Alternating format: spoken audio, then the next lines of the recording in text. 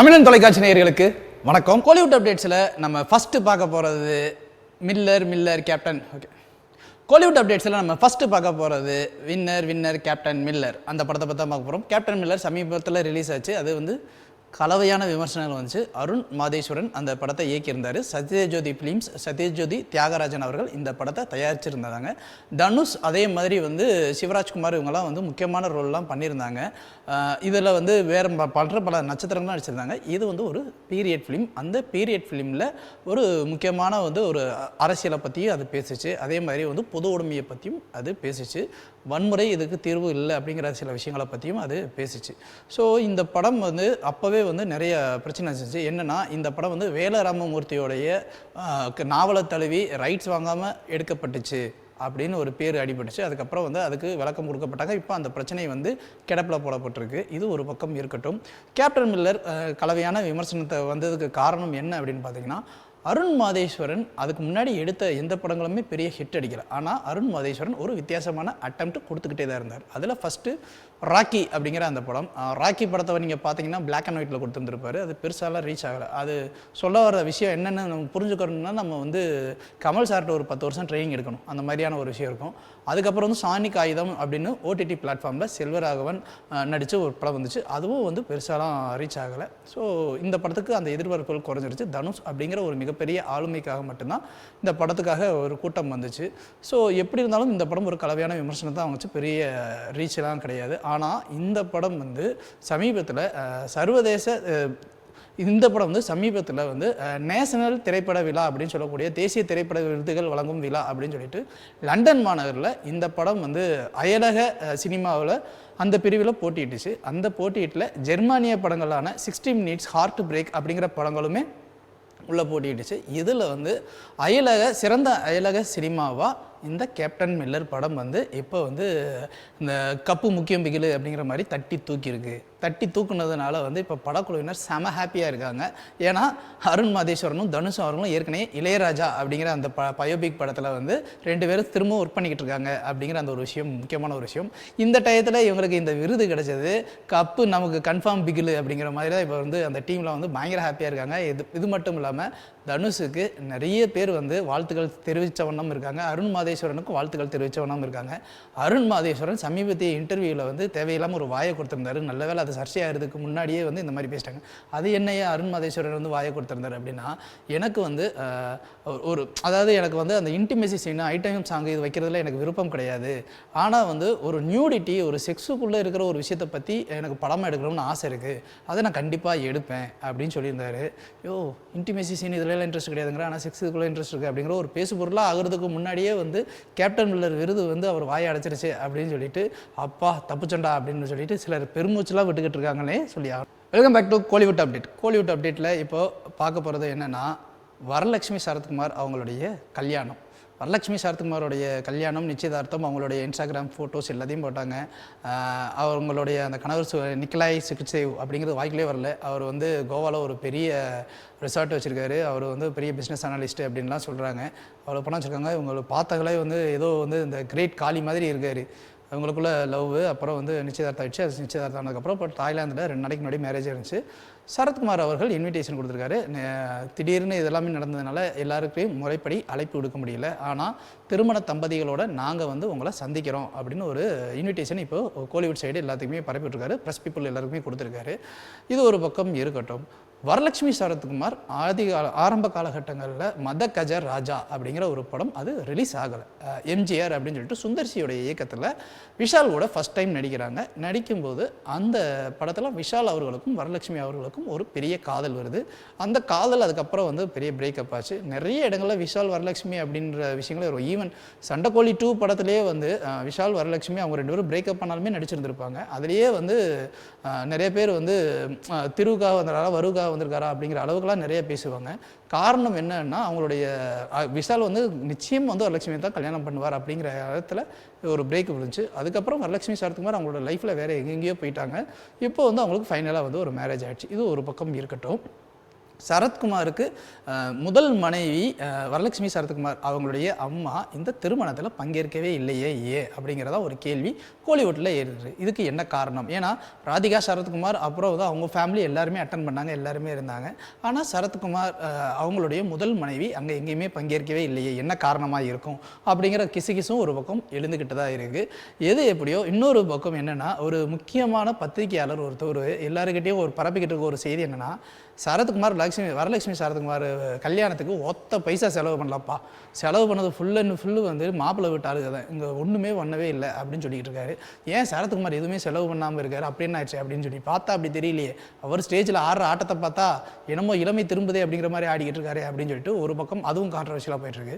ஆக மொத்தத்தில் வரலட்சுமி சரத்குமார் அவங்களுடைய தம்பதிகள் சந்தோஷமாக இருக்காங்க. ஆனால் அவங்கள பற்றி பின்னாடி இருக்கிற இவ்வளவு பொருளைகள் வந்து இன்னமும் வந்து போய்கிட்டே தான் இருக்குது. இந்த பொருளைகளுக்குலாம் என்னைக்கு முற்றுப்புள்ளி வரும் அப்படிங்கிறது தெரியல. ஒருவேளை இந்த கப்பல் வந்து மறுபடியும் ஊடகங்களை வந்து சந்தித்து அவங்களோட விஷயங்களை பற்றி பேசுனாங்க அப்படிங்கிறத முக்கியமாக இருக்குது. இன்னொரு பக்கம் இதெல்லாம் இருக்கட்டும், வரலட்சுமி சரத்குமார்னு ஒரு ஃபேன் ஃபாலோவர்ஸ் இருக்காங்க. ஏன்னா அந்த ரக்குடு லுக்கு, ரக்குடு ஃபேஸு, எதாக இருந்தாலும் தெனாவட்டா பேசுகிற ஒரு விஷயம், இதனாலே ஒரு சின்ன ஃபேன் ஃபாலோவர்ஸ் இருக்காங்க. இப்போ அவங்களாம் என்ன யோசிக்கிறாங்க, ஏம்மா நீங்கள் திருப்பி நடிக்க வருவீங்களாமா, வருமா அப்படின்ற மாதிரிலாம் கேட்டுக்கிட்டு இருக்காங்க.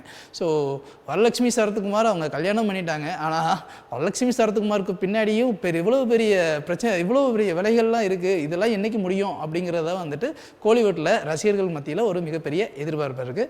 கோலிவுட் அப்டேட்டில் இப்போ நம்ம பார்க்க போகிறது வந்து தளபதி விஜய் அவர்கள் தமிழக வெற்றி கழகம் அப்படின்னு ஆரம்பித்து அந்த கட்சியை வந்து வெகுவாக ரொம்ப சீரும் சிறப்பமாக நடத்திக்கிட்டு வராரு. அப்படிங்கிறது வந்து சமீபத்தில் நடந்த அந்த தளபதி விஜய் கல்வி விருதுகள் வழங்கும் விழாலேயே எல்லாருக்குமே வந்து புரிஞ்சு போச்சு. காரணம் என்ன அப்படின்னா, பக்கா ஆர்கனைஸ்டாக ஒரு அலட்டல் இல்லாமல், பொதுவாகவே வந்து ஒரு அரசியல் கட்சி கூட்டம் அப்படின்னும் போது ஒரு பந்தா இருக்கும், ஒரு கொடி கம்பம் இருக்கும், ஒரு சண்டை இருக்கும், ஒரு சச்சரவு இருக்கும், இவ்வளோ விஷயங்கள்லாம் இருக்கும். ஆனால் இது எதுவுமே இல்லாமல், ஆர்ப்பாட்டமே இல்லாமல் அமைதியாக முடிச்சிட்டார் விஜய் அப்படின்றது தான் இப்போ எல்லாருடைய மிகப்பெரிய டாக்காகவும் இருக்குது. அதில் ரொம்ப முக்கியமாக என்னென்னா, விஜய் எங்கேயுமே வந்து தன்னுடைய ஒரு படை பட்டாளங்கள் சூழ வந்து நிற்கவும் இல்லை.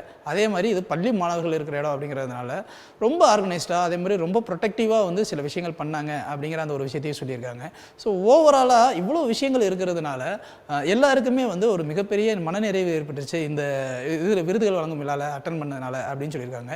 இதில் கான்ட்ரவர்ஷியலாக இப்போ போய்கிட்டு இருக்க ஒரு விஷயம் என்னென்னா, நீட்டு பற்றி விஜய் அவர்கள் பேசினது மட்டும்தான். இது ஏற்கனவே போதைப்பொருள் கலாச்சாரத்தை பற்றி அவர் பேசியிருந்தார். அதை பற்றி பேசுகிறதுக்கே நிறைய பேர் வந்து ஒரு மாதிரி பேசினாங்க. என்ன பேசினாங்கன்னா, சார் லியோ படத்தில் நீங்கள் எவ்வளோ பெரிய ட்ரக் டீலரு, உங்கள் தங்கச்சியை வந்து உங்கள் அப்பா வந்து பழி கொடுத்துட்டாருன்ற ஒரே காரணத்துக்காக தான் நீங்கள் நல்லவனாக தெரிஞ்சிட்டிங்கன்னா ஏற்றுக்க முடியுமா? நான் சார் நீங்கள் அப்படிங்கிற மாதிரிலாம் நிறைய பேர் கேட்டாங்க. நீங்கள் வந்து கரெக்டாக இது பண்ணிவிட்டு அதுக்கப்புறம் போக வேண்டியது. அப்போ இன்னொருத்தர் பேசுகிறாரு, ஏய் படம் யாது, படம்னா அப்படி தான் இருக்கும், நீ படத்தையும் வந்து ரியல் லைஃப்பையும் கம்பேர் பண்ணி பேசக்கூடாது அப்படின்னு. ஏப்பா படமாக இருந்தாலும் அவரை வந்து ஒரு நாளைக்கு ஒரு தலைவனாக கொண்டாடுறாங்க. தலைவனாக கொண்டாடும் போது கிட்டத்தட்ட ஒரு கோடிக்கணக்கான ரசிகர்கள் வச்சுருக்காங்க. இவர் பண்ணுற ஒரு விஷயத்தை இந்த கோடிக்கணக்கான ரசிகர்கள் ஃபாலோ பண்ண மாட்டாங்களா? அப்போ இவர் என்ன தலைவர் அப்படின்னு அடுத்த ஒரு கேள்வி வராங்க. அது மட்டும் இல்லாமல் எம்ஜிஆர் அவர்கள் எடுத்துக்க, விஜயகாந்த் அவர்கள் எடுத்துங்க, இவங்களுக்கெல்லாம் வந்து படத்தில் இருந்தாங்க, படத்தில் நடித்தாங்க. எங்கேயாவது யாராவது ஒருத்தவங்க தப்பான ஒரு விஷயத்தை படணும் ஃபாலோ பண்ணாங்களா? அப்புறம் ஏன் விஜய் வந்து இந்த ஒரு விஷயத்தை பற்றி பேசுகிறாரு அப்படின்ற ஒரு கான்ட்ரவர்சி இன்னமும் ஓடிக்கிட்டு தான் இருக்குது, அடிச்சுக்கிட்டு தான் இருக்காங்க.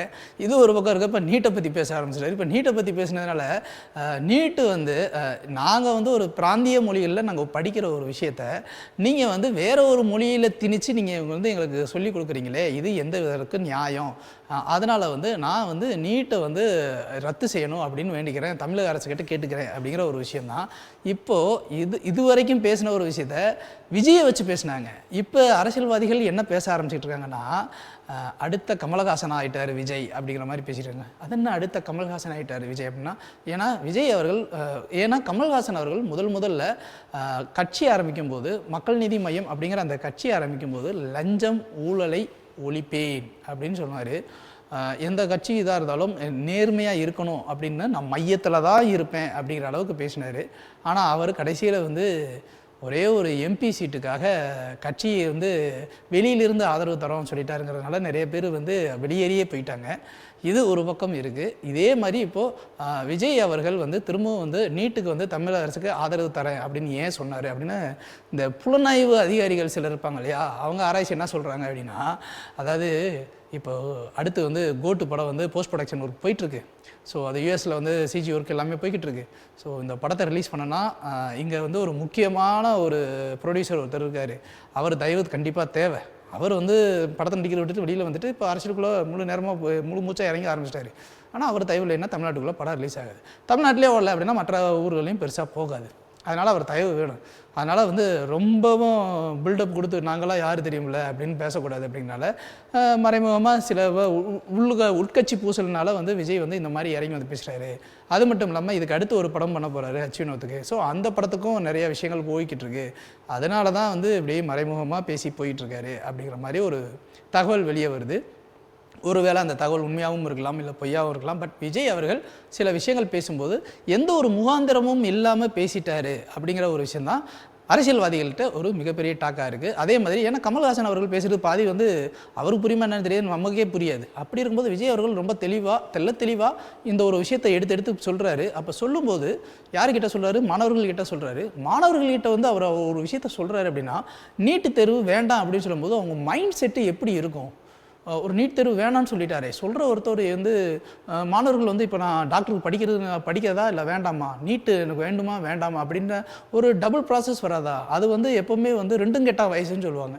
அந்த ரெண்டும் கெட்ட அடாலசன் வயசில் இப்படி ஒரு விஷயத்தை ஃபீட் பண்ணிட்டாரு அப்படின்னா அவங்களால படிப்பில் ஃபோக்கஸ் பண்ண முடியுமா அப்படின்னு உளவியல் நிபுணர்களுமே வந்து இதை வந்து ஒரு பெரிய கேள்விக்கு உள்ளாக்குறாங்க. எது எப்படியோ நீட் சர்ச்சை என்றைக்கு முடியும் அப்படிங்கிறது என்று தனியும் இந்த அடிமையின் மோகங்கிற மாதிரி தான் போய்கிட்டு இருக்கு. இதுக்கு ஒரு விடிவு காலம் வந்தால் மட்டும்தான் அதுக்கப்புறம் வந்து ஒரு மிகப்பெரிய இளைப்பாறல் இருக்கும் அப்படின்னு தான் எல்லாராலையும் பேசிகிட்டு இருக்கு. விஜய் அவர்கள் அடுத்து கட்சி நகர்றதுக்கு முன்னாடி இதுக்கு உண்டான பதில்கள் என்ன தருவாங்க அப்படிங்கிறத பொறுத்திருந்தான் பார்க்கணும். அடுத்து இப்போ ஃபைனலாக பார்க்க போகிறது நன் அதர் தென் இந்தியன் 2. தாத்தா வராரு, விரல விட போகிறாரு அப்படிங்கலாம் பயங்கரமாலாம் போய்கிட்டு இருக்கு. ப்ரமோஷன்ஸ்லாம் ஏகப்பட்ட ரேஞ்சில் போய்கிட்டு இருக்கு. கொஞ்சம் நிஜமாவா? இப்போது இதை எல்லாத்தையும் தாண்டி துபாயில் இந்தியன் 2ல் வந்து ஷங்கர், அதே மாதிரி சுபாஸ்கரன், இந்தியன் தாத்தா, சித்தார்த் இவங்க ஃபோட்டோஸ்லாம் ரஹ்மான் ஃபோட்டோஸ்லாம் போட்டு அங்கே வானத்தில் பல அடி உயரத்தில் பறவை விட்டுருக்காங்க. இப்போது இந்த வீடியோ சமூக வலைதளங்களில் செம வைரலாக போயிட்டுருக்கு. லைக்கா ப்ரொடக்ஷன்ஸுமே வந்து அவங்க வந்து அதை ட்விட்டர் பேஜில் போட்டு எங்கள் இந்தியன் தாத்தா துபாய் வரைக்கும் பறக்கிறாரு பாரு ஸ்கீ டைவிங்கில் அப்படின்னு சொல்லிலாம் போட்டிருக்காரு. இந்தியன் 2 படத்துக்கு இந்த அளவுக்கு இவ்வளோ பிரம்மாண்டமாக இந்த ப்ரொமோஷன் பண்ணுறதுக்கு காரணம் என்ன அப்படிங்கிறதா நம்மளுடைய முதல் கேள்வி. ஏன்னா வழக்கமான ஷங்கர் படம் அப்படின்னா ஒரு சமூக கருத்து இருக்கும், அதுக்குள்ளே ஒரு கமர்ஷியல் ஆஸ்பெக்ட்ஸ் இருக்கும். ஸோ அந்த கமர்ஷியல் ஆஸ்பெக்ட்ஸை ப்ளஸ் வந்து இந்த சமூக கருத்தோடு அந்த கதையை நகர்த்தி கொண்டு போவார். இதுதான் அவருடைய எப்போவுமே ஒரு ஃபார்முலா. இது சமீப காலங்களாக அந்த ஃபார்முலாலாம் உடஞ்சி வேறு ரேஞ்சிலலாம் அவங்க படம் எடுக்க ஆரம்பிச்சிட்டாங்க. ஸோ இன்னமும் அவர் அதே ஒரு மோனோபோலியில் தான் இருக்காரோ அப்படிங்கிறது தான் சமீபத்திய அந்த ட்ரெய்லர் நமக்கு காமிச்சிச்சு. ஏன்னா பல கெட்டப்புகளை வராரு. கெட்டப்பில் சில நேரங்கள் இந்தியன் தாத்தா ஏன் கெட்டப்லாம் திடீர்னு மாறாரு, கண்டினியூட்டி மிஸ்ஸிங்கா அப்படிங்கிற அளவுக்குலாம் இருந்துச்சு. ஸோ அதே மாதிரி மியூசிக்கும் பெருசாலாம் அப்படியே தூக்கி சாப்பிட்ற மாதிரியும் இல்லை. அந்த ட்ரெய்லரில் அளவுக்கு அதிகமாக தெரிஞ்சது கமலை விட சித்தார்த்து தான் தெரிஞ்சார். ஸோ இந்த மாதிரி நிறைய குறைகள் ஒரு ட்ரெய்லர்லேயே இருக்குது. அது மட்டும் இல்லாமல் இந்த படத்துக்காக கிட்டத்தட்ட ஒரு 6 வருஷம் உழைப்பு கொடுத்துருக்காங்க. இந்த 6 வருஷத்தில் இடையில ஏகப்பட்ட பிரச்சனை, அப்புறம் ஸ்டாப் ஆனது, அப்புறம் திரும்பி ஸ்டார்ட் ஆனது, இந்த மாதிரி நிறைய விஷயங்களால் இந்தியன் 2 படத்து மேலே ஒரு எதிர்பார்ப்பு இந்த உலக ரசிகர்கள் மக்கள் எல்லாத்தையுமே வந்து ரொம்பவே குறைஞ்சிருச்சு அப்படிங்கிற அந்த ஒரு காரணத்தையும் காமிச்சு லைக்கா ப்ரொடக்ஷன்ஸ் வந்து நிறைய முன்னெடுப்புகள் கொடுத்துருக்காங்க. அந்த முன்னெடுப்புகளை ரொம்ப முக்கியமான ஒரு முன்னெடுப்பாக தான் இந்த மாதிரி துபாயில் வந்து அந்த ஸ்கீலாம் பண்ண வச்சது. அதே மாதிரி ஊராக போய் ப்ரொமோஷன்ஸ் பண்ணது. ஊராக போய் ப்ரொமோஷன்ஸ் பண்ணுறதுக்கு திரு கமல்ஹாசன் அவர்களும் இந்த அளவுக்கு போகிறாரு அப்படிங்கிறது ரொம்ப முக்கியமான ஒரு விஷயம். காரணம் என்ன அப்படின்னா கமல்ஹாசன் அவர்களுக்கு ஒரு படம் ஜெயிச்சிரும் அப்படின்னு நம்பிக்கை இருந்தால் மட்டும்தான் இந்த மாதிரி ப்ரொமோஷன்ஸ் போவார்.